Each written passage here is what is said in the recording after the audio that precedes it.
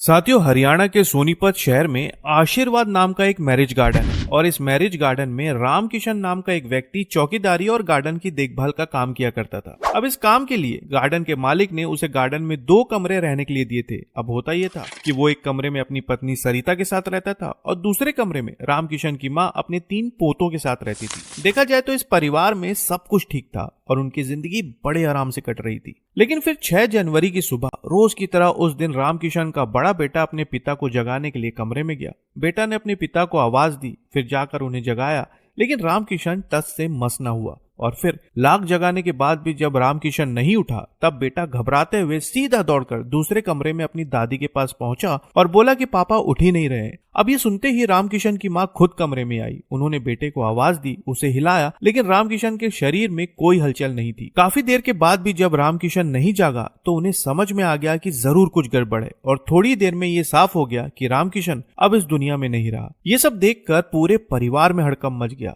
हैरानी इस बात की थी कि जो व्यक्ति रात में बिल्कुल ठीक था, सबके साथ हंस बोल रहा था, अचानक रात भर में उसे क्या हो गया। अब पूरा परिवार इसी असमंजस में था, जिसके बाद तत्काल इसकी सूचना पुलिस को दी गई। सूचना मिलते ही पुलिस थोड़ी देर में मैरिज गार्डन पहुंची। उन्होंने बड़ी ही बारीकी से कमरे को देखा और सबकी हालत को देखने के बाद घर में मौजूद सभी लोगों से एक एक कर पूछताछ शुरू हुई। शुरुआती जांच में ये पूरा मामला बेहद संदिग्ध लग रहा था, लेकिन जैसे जैसे पुलिस ने पूरे माहौल को समझा, उन्हें कुछ बातें खटकने लगी। पुलिस ने इस मामले में सबसे पहले रामकिशन के शव को पीएम के लिए भेजा और अपनी जांच में जुट गई। लेकिन फिर इसी दौरान जब रामकिशन की पत्नी सरिता के बारे में पूछा गया तो वो वहां पर मौजूद नहीं थी। और फिर रामकिशन की मां ने अपनी बहू सरिता के ऊपर आरोप लगाते हुए कुछ ऐसी बात बताई जिन्हें सुनकर हर कोई हैरान रह गया। इस मामले में शक के आधार पर पुलिस ने रामकिशन की पत्नी सरिता को कोट मोहल्ला चौकी क्षेत्र से गिरफ्तार किया और पूछताछ शुरू की। मीडिया खबरों के अनुसार ये बात सामने आई कि रामकिशन ड्राइवर का काम करता था। वो गाड़ी से दुकानों पर नमकीन और दूसरा अन्य सामान सप्लाई करता था। कहा जा रहा है कि करीब 2 साल पहले वो अपने गांव गोहाना के ककाना भादरी से काम करने के लिए सोनीपत आया था और फिर यहाँ रहते रहते उसे आशीर्वाद मैरिज गार्डन की देखरेख का काम मिल गया। अब हुआ ये कि साल 2012 में रामकिशन की शादी सरिता से हुई। देखा जाए तो शादी को करीब 13 साल से ज्यादा हो चुके थे, लेकिन यहाँ पर कहानी ऐसी थी कि रामकिशन की उम्र महज 39 साल थी, वहीं उसकी पत्नी उससे करीब 8 से 10 साल छोटी थी। हालांकि इन दोनों की उम्र में एक बड़ा फासला था, लेकिन इसके बाद भी इनकी शादी हुई और फिर इनकी शादीशुदा जिंदगी बढ़िया तरीके से चलने लगी। फिर वक्त के साथ इनके 3 बेटे हुए, जिनमें से इनका सबसे बड़ा बेटा 12 साल का है। लेकिन साथियों, इस गुत्थी को समझने के लिए कहानी को थोड़ा पीछे ले जाना होगा। अब पुलिस जब इस मामले की जांच कर रही थी, तब ये बात सामने आई कि रामकिशन के ऊपर कई मामले दर्ज थे और कहा जा रहा है कि किसी एक मामले में जब वो जेल में बंद था, तब जेल में उसकी दोस्ती सतपाल नाम के एक व्यक्ति से हुई। जेल में रहने के दौरान रामकिशन की अच्छी खासी दोस्ती सतपाल से हो गई थी और फिर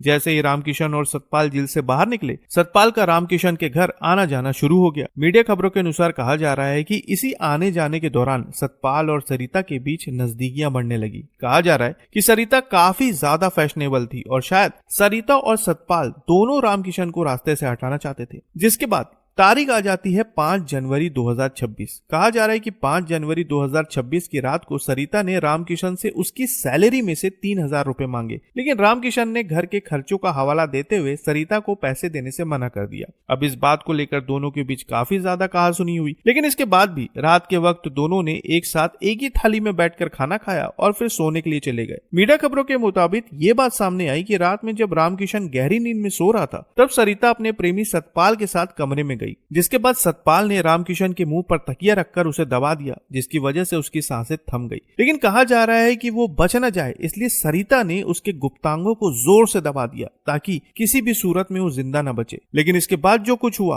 वो और भी ज्यादा हैरान करने वाला था। खबरों के अनुसार कहा जा रहा है कि 6 जनवरी की सुबह सरिता बिल्कुल नॉर्मल तरीके से उठी और उठने के बाद वो सबसे पहले दूसरे कमरे में गई। उसने अपने बच्चों को उठाया, सबके लिए चाय बनाई और खुद भी चाय पी। लेकिन इस बीच जब रामकिशन की मां ने कहा कि बेटे को भी उठाकर चाय दे दो, तो सरिता ने कहा कि वो आज देर तक सोकर उठेंगे। और फिर इसके कुछ समय बाद सरिता अपने दोनों बच्चों को लेकर घर से निकल गई और बड़ा बेटा दादी के पास ही रह गया। हालांकि बाहर से देखने पर किसी को जरा भी अंदाजा नहीं था कि रात में घर के अंदर इतनी बड़ी वारदात हो चुकी है। पुलिस ने जब परिवार के बयान, हालात और पूरी कड़ी को जोड़ा तो सारी साजिश सामने आ गई। इस मामले में पुलिस ने सरिता के खिलाफ मुकदमा दर्ज कर लिया है और उसके प्रेमी सतपाल की तलाश जारी है और इसके साथ साथ पुलिस अभी इस मामले की गहन जांच कर रही है। वहीं इस मामले में खबरों के अनुसार सरिता का ये कहना है कि वो अपने पति से तंग आ चुकी थी, इसलिए उसने इस घटना को अंजाम दिया। हालांकि जांच अभी जारी है और जांच के बाद ही सब कुछ साफ हो जाएगा। वैसे इस मामले में आप क्या कहना चाहेंगे कमेंट में जरूर बताएं और नई खबरों के लिए चैनल को सब्सक्राइब करना ना भूलें। तो फिर मिलते हैं साथियों बिल्कुल एक नई खबर के साथ, तब तक के लिए आपका बहुत बहुत धन्यवाद।